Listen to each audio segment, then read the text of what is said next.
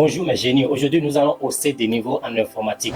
C'est-à-dire, lorsque vous allez suivre cette vidéo jusqu'à la fin, non seulement que votre niveau en informatique va s'augmenter, mais votre manière d'utiliser l'ordinateur, votre manière de manipuler le clavier va changer carrément.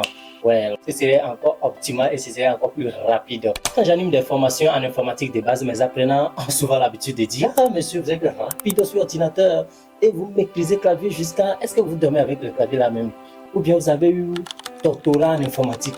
Non, ça me fait rire, ça me fait rire. Ouais, je pense que ça ne devrait pas faire rire parce que à cause de cela, j'avais raté un emploi lors d'un entretien. Donc, je pense que c'est dans les années de 2022 quand je finissais ma formation au lycée en informatique. Je devais faire mes stages professionnels de fin de formation. Nous, on avait fini le lycée, on ne sait pas ce qu'on appelle la dactylographie. Donc, on nous a appris le clavier, on connaît les touches, on sait là où tout se trouve. Mais ce qu'on appelle la dactylographie, on ne connaissait rien. Donc, on nous avait donné une page web à saisir. Le gars était vraiment rapide sur le clavier. Du coup, moi-même, je savais que bon, ça, ce n'est plus mon niveau. Hein. Même j'étais courageux. Je continuais pas à faire ma saisie. Jusqu'au point où, bon, on nous a dit, mon frère, du courage. Moi, je sais que je suis courageux. Donc, le gars, il avait eu l'emploi. D'accord? Le gars a été retenu juste parce qu'il maîtrisait la dactylographie. Il était plus rapide au clavier plus que moi. Le gars là ignorait les autres compétences. Il avait fini depuis la saisie sans faute. Or, en ce moment, je prenais le temps pour corriger le test, corriger les codes que j'ai mal saisis. Donc, pour éviter tout cela, pour que vous aussi, vous ne tombiez pas dans les mêmes pièges que nous, j'aimerais vous donner aujourd'hui les astuces clés que vous pouvez utiliser sur ordinateur pour être rapide et que vous soyez traité comme moi lors des formations ou bien décrocher des emplois facilement. Donc, c'est des astuces. Voilà, quand les gens voient ça, ils croient que, bon, tu es le dieu de l'ordinateur. C'est quelque chose que tu peux prendre 1-2 mois pour maîtriser correctement. Alors, avant de parler de la dactylographie, il faudrait que tu maîtrises d'abord ce qu'on appelle les raccourcis. Quelqu'un peut dire des combinaisons. Quelqu'un peut dire non, que c'est le fait d'appuyer simultanément plusieurs touches. En tout cas, nous disons tous la même chose. Alors, il faut maîtriser d'abord l'utilisation du clavier et maîtriser les combinaisons de touches. Si vous n'avez pas encore regardé le tutoriel où j'ai fait la formation sur le clavier, allez regarder la vidéo sur ma chaîne. Bien avant de continuer, qui suis-je? Je suis Gemos, coach formateur dans le métier du numérique et du digital, fondateur de la plateforme gemosgenie.com et de la plateforme Logiboutique. Je développe cette petite chaîne et vous pouvez me soutenir en vous abonnant et en activant la cloche de notification pour être informé de toutes mes vidéos. Vous pouvez également rejoindre la communauté pour être informé d'avance sur tout le monde. Alors, nous allons passer à mon écran et nous allons commencer d'abord par les raccourcis avant d'aller loin au niveau de la dactylographie où je vais vous fournir les outils que vous allez utiliser pour devenir très rapide au niveau de la saisie et de la manipulation de votre clavier. Alors, nous allons commencer par les raccourcis généraux d'abord avant d'aller sur les autres raccourcis. Ce sont des raccourcis que vous utilisez, tout le monde utilise. Donc, nous allons commencer déjà par notre premier raccourci qui est CTRL-C. CTRL-C permet de copier un texte, une image ou un lien, un paragraphe pour pouvoir le réutiliser ailleurs. Par exemple, je viens au niveau de Word, par exemple. Voilà. Donc, je peux sélectionner ce texte qui dit copier-moi comme texte avec CTRL-C. D'accord? Quand je fais CTRL-C, voilà, c'est déjà copié dans la presse papier et je peux aller le réutiliser après. Nous pouvons venir dans notre explorateur de fichiers pour copier, par exemple, un fichier pour pouvoir le coller dans un autre dossier ou bien sûr un support externe. Le raccourci suivant est CTRL-A. Ce raccourci est souvent utilisé si vous voulez sélectionner tout le contenu dans une fenêtre d'explorateur de fichiers. Par exemple, vous voulez copier tout le contenu du texte. Par exemple, dans Word, quand vous faites CTRL-A, vous allez voir, tout le contenu est copié automatiquement. Donc, CTRL-A permet de sélectionner tout le contenu. Nous avons CTRL-X maintenant qui permet de déplacer un élément. Donc, son rôle, c'est de copier et supprimer en même temps. Ou bien vous voulez déplacer un fichier d'un dossier à un autre dossier, c'est-à-dire quoi? Quand nous prenons le cas des photographes, par exemple, quand ils finissent une cérémonie de prise de photos, ils font maintenant le tri pour pouvoir sélectionner les meilleures prises et supprimer les mauvaises prises. Donc, ils peuvent créer deux dossiers différents et couper plutôt les mauvaises prises ou bien couper les meilleures prises dans un autre dossier. Donc, ce qui est très facile à faire. Quand nous sommes par exemple dans Word, nous pouvons venir ici par exemple, sélectionner ce texte et nous allons faire CTRL-X. Donc, c'est déjà coupé. Alors, lorsque nous allons essayer de faire entrer, nous pouvons faire encore CTRL-V, qui est notre raccourci suivant. Donc CTRL V permet de coller ce qui a été copié ou bien ce qui a été coupé dans un éditeur de texte Word par exemple, ou bien dans WhatsApp, dans un navigateur, ainsi de suite. Donc ce qui a été coupé va être collé avec CTRL V rapidement. Au lieu de commencer par faire clic droit, c'est trop lent. Tu fais CTRL V, CTRL-C, CTRL-V et tu continues pour pouvoir dupliquer aussi les éléments ou les graphiques. Si vous voulez également dupliquer les éléments au niveau de votre interface, vous pouvez utiliser CTRL-CV. Par exemple, dans Photoshop, les graphistes aussi utilisent l'espace souvent. L'erreur que beaucoup de débutants commettent ici, c'est qu'ils font par exemple CTRL-C sans rien sélectionner. L'ordinateur ne fonctionne pas en comprenant ce qui se passe dans votre cerveau. Ce n'est pas parce que vous imaginez qu'une fois que je suis à l'interface, quand je fais CTRL-C, ça veut dire que j'ai déjà copié l'élément, ou bien je fais CTRL-I, j'ai déjà copié, j'ai déjà coupé l'élément. Non. Vous devez sélectionner ce que vous voulez copier d'abord. Que cela soit dans Word, que cela soit dans un explorateur de fichiers, vous devez forcément sélectionner l'élément d'abord avant de faire CTRL-C. Sinon, ne faites pas CTRL-C ou bien CTRL-I en l'air. Ça ne va pas marcher. Maintenant, vous allez me dire dans les commentaires quand est-ce qu'il faut faire obligatoirement CTRL-INS. D'accord, ça on l'appelle test d'évaluation de compréhension. Pour voir est-ce que vous comprenez vraiment la différence entre CTRL-C et CTRL-INS. Alors nous avons CTRL-S par la suite qui permet de sauvegarder le travail qui est en cours, que vous soyez dans Word, dans Photoshop. Voilà, vous pouvez utiliser CTRL-S pour pouvoir sauvegarder votre travail, l'enregistrer. C'est-à-dire quoi? D'une manière simple, aujourd'hui, la technologie est en train d'évoluer. Quand nous venons au niveau de Word 2024, par exemple, qui est sur mon ordinateur, nous avons un bouton ici qui vous permet de faire des enregistrements automatiquement. C'est-à-dire, une fois vous trouvez l'emplacement de votre document, vous n'avez plus besoin de chaque fois venir cliquer sur le bouton enregistrer ou bien faire CTRL-S. Non, vous n'avez plus besoin de cela. Il suffit d'activer le bouton automatique ici et puis c'est terminé. Bon, en attendant, nous allons faire CTRL-S et vous allez voir qu'il nous demande l'emplacement de notre fichier. Nous allons choisir l'emplacement et nous pouvons changer le nom de notre fichier ici et également un fichier, le type de fichier. Nous pouvons changer le type de fichier en PDF par exemple. Alors moi, je ne vais pas enregistrer ça, donc sinon vous pouvez cliquer sur enregistrer ici, choisir l'emplacement et puis c'est bon. Alors nous avons CTRL-Z qui nous permet d'annuler la dernière action. Si nous sommes en train de manipuler l'ordinateur, nous ne voulons peut-être pas supprimer un fichier dans l'explorateur de fichiers. Par exemple, je prends ce fichier qui est business. Je vais essayer de faire quelques pouvoirs. Vous allez voir et je suis en train de supprimer ça. Donc, le fichier a été supprimé, mais je ne voulais pas supprimer ça. Je l'ai supprimé par erreur, par exemple. Je fais encore CTRL-Z.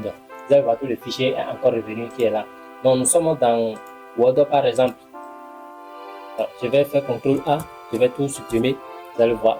Maintenant, je les ai supprimés par erreur. Donc, je vais faire CTRL-Z et vous allez voir que tout est encore revenu à la place. Donc, ça permet d'annuler ce que nous venons de faire par erreur. Alors, il y a quelque chose que vous devez noter au niveau de l'explorateur de fichiers. Parce que vous voulez supprimer un fichier, espérant que vous allez encore récupérer ça avec CTRL-Z, ça ne marche pas comme ça avec tous les fichiers. Parce que tout cela dépend de capacité. Les fichiers qui sont supprimés sont sauvegardés dans Corbeil. Il y a un logiciel qui s'appelle Corbeil qui sauvegarde pendant des mois votre fichier. Donc, si la taille du fichier dépasse la capacité du Corbeil, ça veut dire que Corbeil ne peut plus contenir ce fichier. Là, il va afficher une boîte de confirmation et vous demander est-ce que vous voulez vraiment supprimer ce fichier définitivement. Ça veut dire que dans ce cas, Corbeil ne peut plus contenir votre fichier. Si vous cliquez sur oui et vous supprimez ça définitivement, ça veut dire que CTRL-Z ne peut plus intervenir là. Vous avez supprimé votre fichier. Alors, est-ce que vous connaissez les moyens TIE par exemple pour pouvoir faire une récupération des données de votre fichier supprimé. Alors, nous avons CTRL-F qui est souvent utilisé par les rédacteurs et les développeurs web. Vous êtes en train de travailler et puis ou bien vous avez fini de rédiger une lettre administrative, vous finissez de rédiger un livre, un e-book et vous voulez rechercher par exemple un mot-clé et remplacer ou bien vous voulez supprimer ce mot. La personne ou bien votre DG vous a appelé, dit à telle partie là, il faut supprimer ça. Donc vous scrollez, si c'est 200 pages, vous êtes en train de défiler jusqu'à 200 pages, ce n'est pas bien. Ce n'est pas bien. Il suffit de faire CTRL-F. Une fois que vous connaissez le mot que vous recherchez, vous allez taper ce mot-là. Donc, Word va vous rediriger directement vers ce mot. Et si le mot-là existe 5 fois, il va encore vous rediriger 5 fois puis ce mot-là. Si l'emplacement là, c'est ce mot-là, vous voulez remplacer, vous allez remplacer ça très facilement. Avec CTRL F, vous pouvez faire cela et dans tous les éditeurs de texte, que cela soit Visual Code, Word, Notepad, ainsi de suite. Vous pouvez modifier ça très facilement. C'est le rôle de CTRL F, ça. Vous voulez imprimer, vous finissez de travailler et vous voulez imprimer votre document. Vous n'avez plus besoin de vous gêner, il suffit de faire CTRL P. Cela va vous ouvrir une fenêtre d'impression et vous allez imprimer facilement. Vous allez choisir la taille de votre document, que ce soit A4, A3, A5. Vous pouvez choisir très facilement et choisir l'imprimante et vous allez faire entrer le nombre de copies que vous voulez multiplier pour votre document. Vous n'avez plus besoin de vous gêner, aller cliquer sur un fichier avant de venir imprimer. Non, tu fais CTRL P. Maintenant, CTRL P, moi j'utilise également pour d'autres fins. Imagine par exemple, je suis au niveau de la barre d'adresse, je vais taper Jamos Génie. Je vais taper Jamos Génie par exemple, je vais aller sur la plateforme. Alors ici par exemple, qu'est-ce que moi je fais? Quand je travaillais et je cherchais des PDF, mais le PDF là, on ne peut que lire ça sur le site. Qu'est-ce que je fais? Je fais CTRL P par exemple dans le navigateur. Il va me rédiger vers une boîte de dialogue. Donc, je vais cliquer sur fichier PDF. Quand je clique sur fichier PDF, il va me convertir directement la page web en un fichier PDF. Ce qui va me permettre de lire le document qui est payant facilement à la maison. Donc, j'utilise CTRL P pour pouvoir faire ça. Donc, quand la page va finir d'être chargée, je vais cliquer sur enregistrer seulement. Et puis, comme vous pouvez le voir, j'ai déjà le document. Donc, j'utilise CTRL P pour faire ça. Donc, nous avons CTRL Y qui permet de rétablir l'annulation. Nous avons déjà annulé quelque chose. Que vous voyez, nous avons déjà fait CTRL Z. Nous voulons encore revenir au même endroit. Donc, nous avons fait CTRL Y. Pour tester votre niveau de compréhension entre CTRL Z et CTRL Y, vous allez me dire dans les commentaires, même si c'est plusieurs paragraphes, je vais prendre le soin de lire ça lettre par lettre. Donc, vous allez me dire quelle est la différence entre CTRL Z et CTRL Y dans les commentaires. Voilà, il y a Alt Tab que nous allons voir. Alt Tab que j'utilise souvent ici, je l'ai déjà utilisé plusieurs fois dans cette vidéo. Alt Tab permet de passer rapidement d'une fenêtre, d'une application à une autre. Vous n'avez plus besoin de prendre souris, venir au niveau de la barre des tâches, aller sélectionner une application. Non. Une fois que vous appuyez sur Alt, vous allez taper Tab, qui est la touche tabulation. Donc ça va vous permettre de parcourir toutes les fenêtres qui sont ouvertes. Et vous allez choisir, donc les fenêtres sont déjà visibles, vous allez choisir la fenêtre que vous voulez ouvrir, au lieu d'utiliser souris. Donc vous laissez ça, je peux parcourir les fenêtres comme ça. Voilà, comme vous pouvez le voir, je parcours les fenêtres sans toucher à la souris. Donc c'est ce que ce raccourci permet de faire. Ça permet de changer des fenêtres facilement. Donc vous voulez quitter Chrome par exemple à Google, vous voulez quitter Google pour Chrome, pour WhatsApp, ainsi de suite. Nous avons CTRL T que nous utilisons souvent dans les navigateurs pour ouvrir un nouvel onglet dans la navigation. Lorsque nous naviguons, nous ne voulons pas toucher à la souris. Alors, allons par exemple dans Chrome. Nous sommes dans Chrome. Je vais faire CTRL T. Comme vous pouvez le voir, je vais commencer par taper l'adresse de mon site seulement. J'écris par exemple Logiboutique.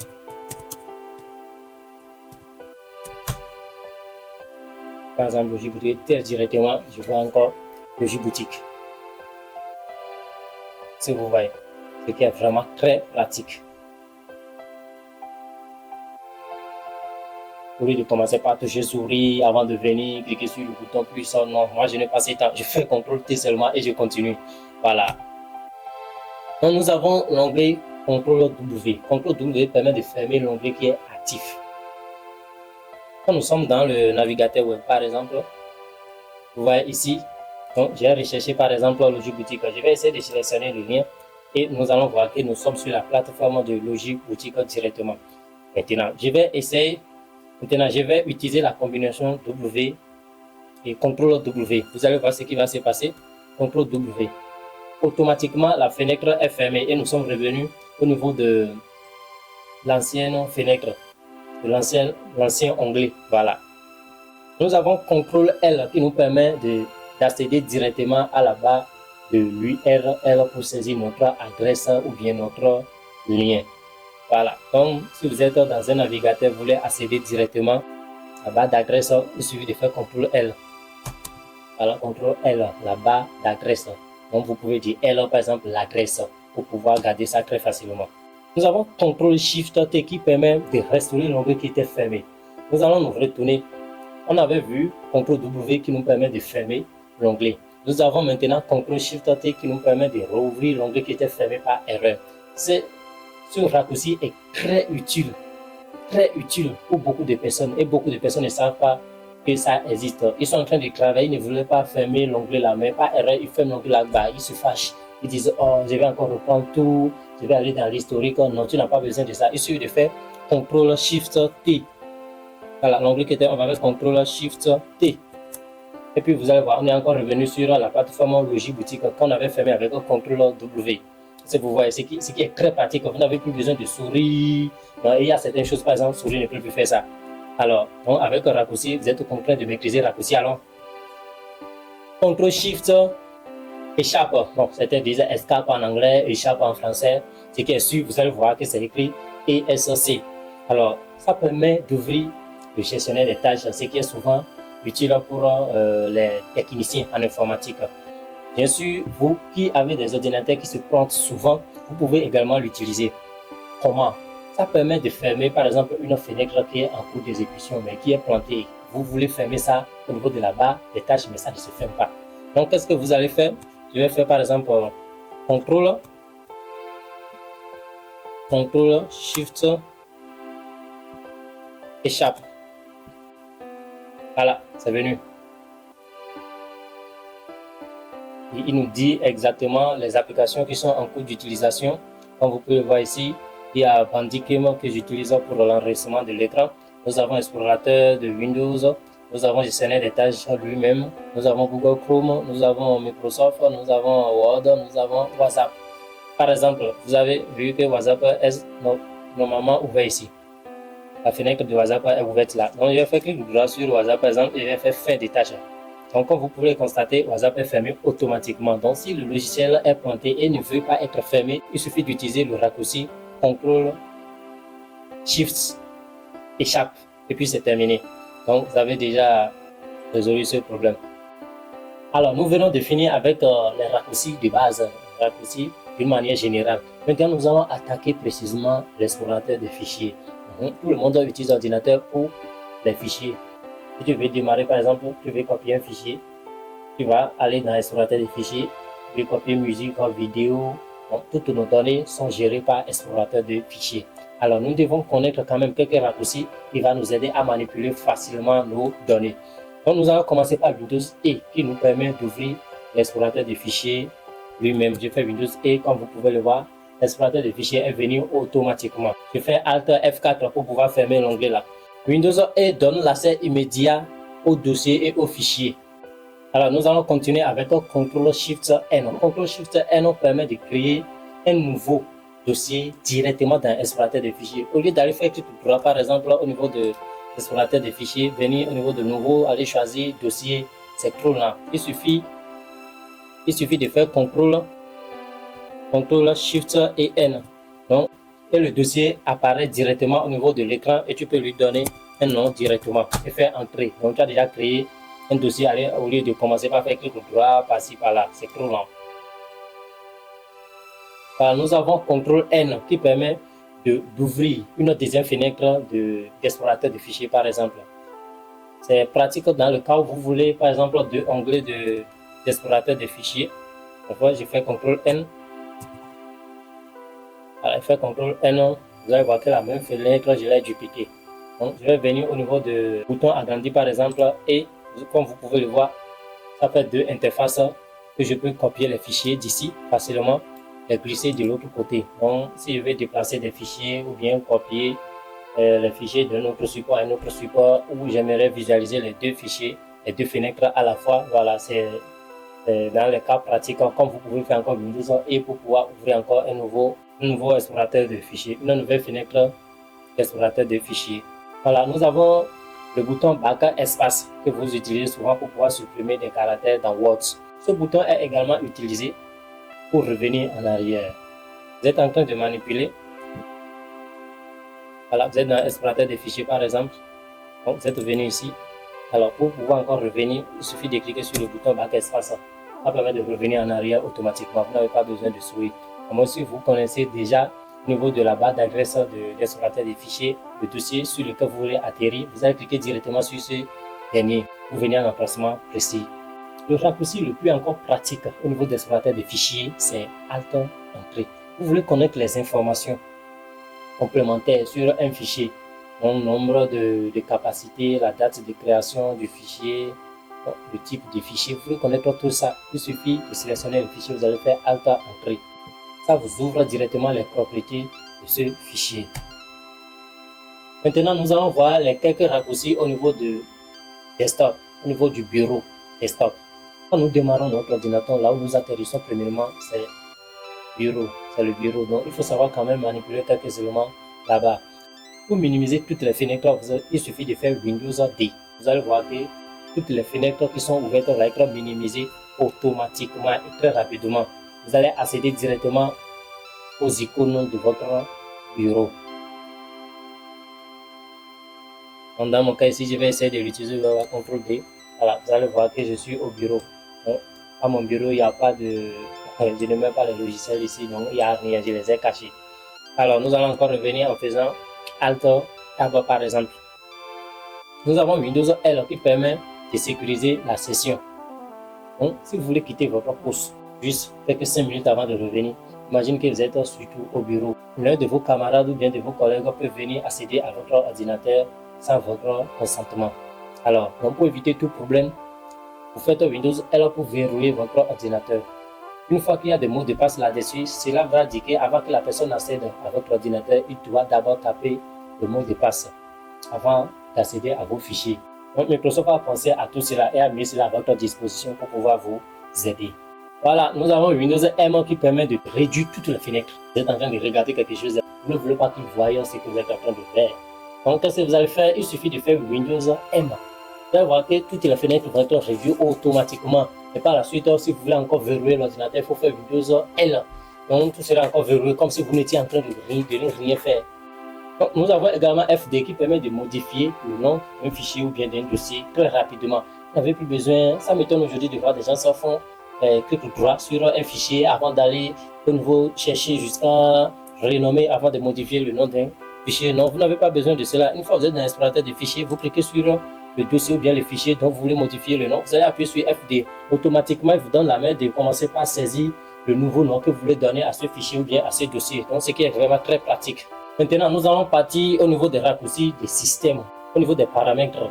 Si vous voulez changer, par exemple, votre connexion, vous voulez changer vos dépasses, vous voulez changer, connecter des Bluetooth, quelques petits réglages que vous faites souvent, vous avez besoin d'aller au niveau des paramètres. Et pour accéder aux paramètres, il suffit de faire Windows I. Très rapidement, Windows I, vous êtes déjà au niveau des paramètres. Avec Windows I, il vous ouvre directement les paramètres. Ce raccourci que je vais encore partager avec vous, c'est vraiment très pratique. Et je pense que lors d'un concours, quelqu'un n'avait pas gagné à cause de cela. Donc, on lui avait demandé d'éteindre connexion Wi-Fi en 1 seconde avec 2 clics. C'est très simple et très pratique. Il suffit de faire Windows A.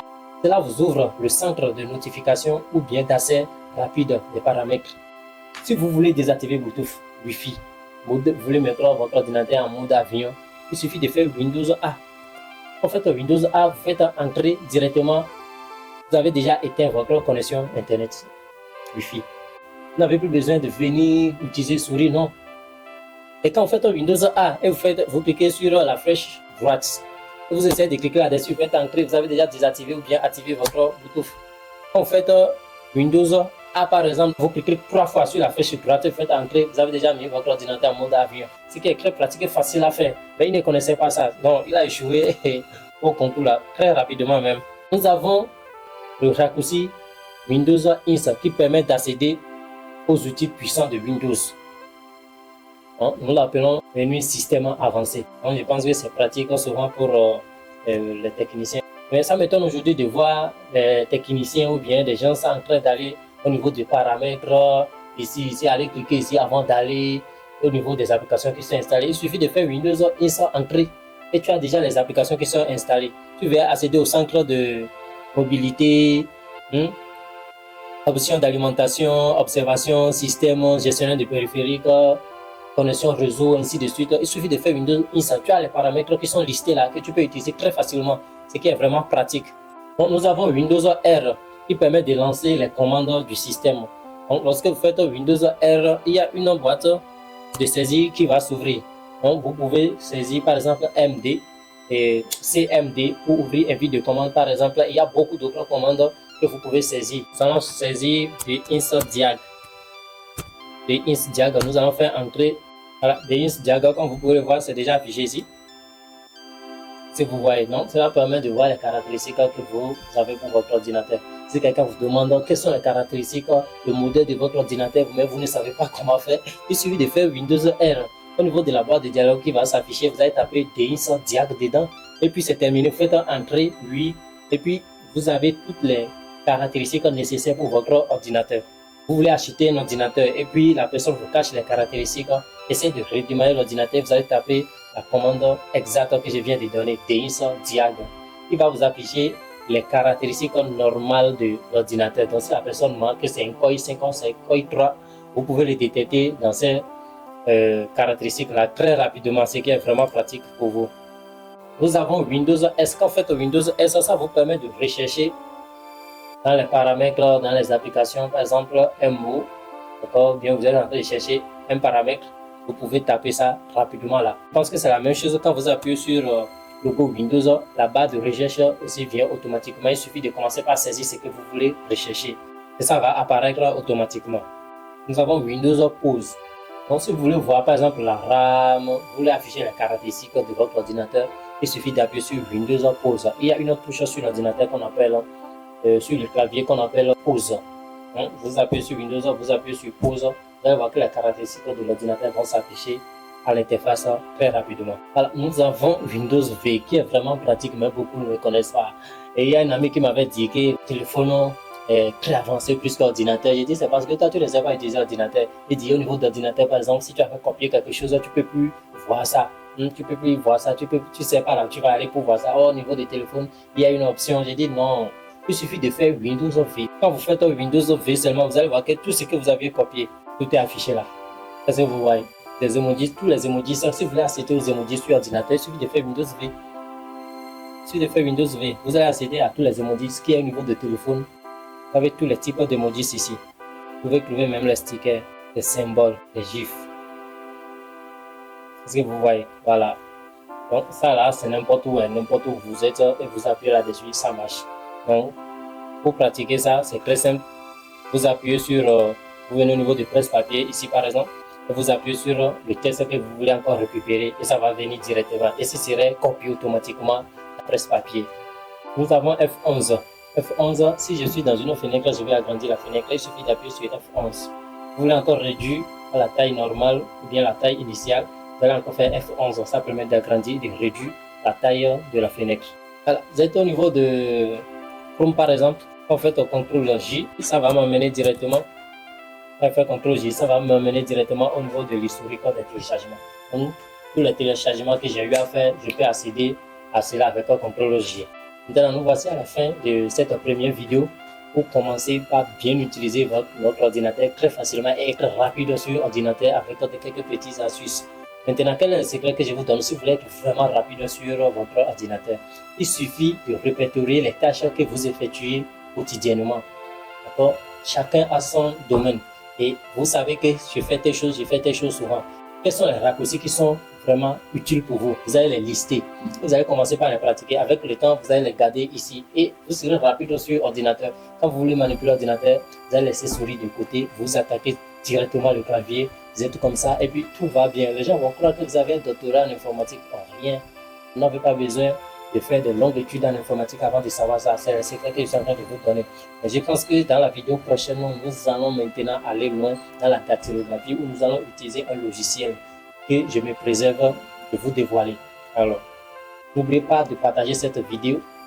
Si cela vous a plu, n'oubliez pas également de vous abonner en soutenant cette petite chaîne. Si vous voulez encore d'autres formations plus enrichies que cela, n'oubliez pas d'aller sur la plateforme Gemous Génie.